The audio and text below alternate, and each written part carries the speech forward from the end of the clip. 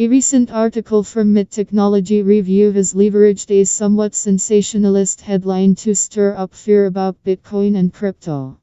The article, written about a hidden government weapon to be deployed against Bitcoin, references September 3 Senate subcommittee testimony by Washington, D.C. consulting firm Financial Integrity Network. In the testimony, Vice President of the firm David Murray calls for the Bank Secrecy Act to be expanded to include regulating Bitcoin miners as traditional financial institutions. With the U.S. dollar already backing most crime worldwide, one is left to wonder why so much focus is directed at crypto, and so little at the largest perpetrators of violence on earth, governments.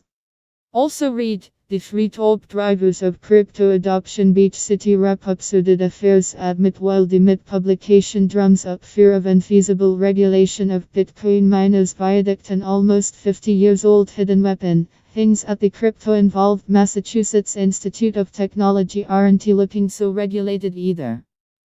Last week's resignation of head of the MIT Media Lab, Joe Ito, follows the revelation that he had been secretly accepting huge donations from then-convicted sex offender Jeffrey Epstein, who was arrested for additional charges of sex trafficking of minors in July, and reportedly killed himself in a Manhattan jail cell on August 10.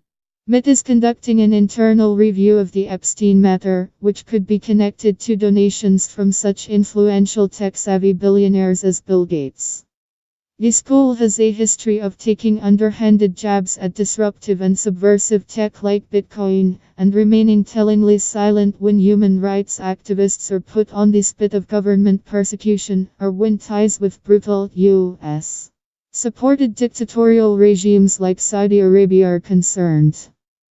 In a joint authored MIT Media Lab connected piece published to The Atlantic in 2016, the writers state, the Bitcoin cryptocurrency is a powerful tool for early adopters and middle-class entrepreneurs, but it may not provide the opportunities in the developing world that its advocates claim. That's fair enough, and at face value a pretty innocuous and possibly substantial claim. But the Bitcoin critical hint drops continue throughout the piece, suggesting to readers that they dig into the ways mobile money is embedded in new, networked systems of control and value enclosure, as opposed to being a purely grassroots phenomenon for social inclusion. Tellingly, the URL for the piece includes the word hype, and the original title, prior to being edited, was The New Bitcoin Myth.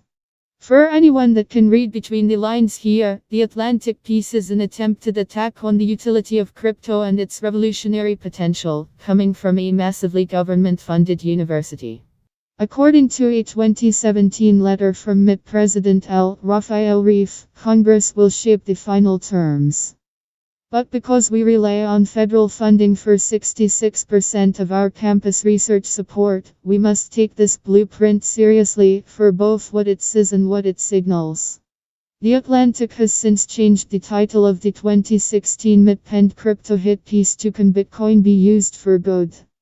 Indeed, the block size limitation critiques made in the article are valid, but that was 2016, prior to the Beach fork remedying this issue.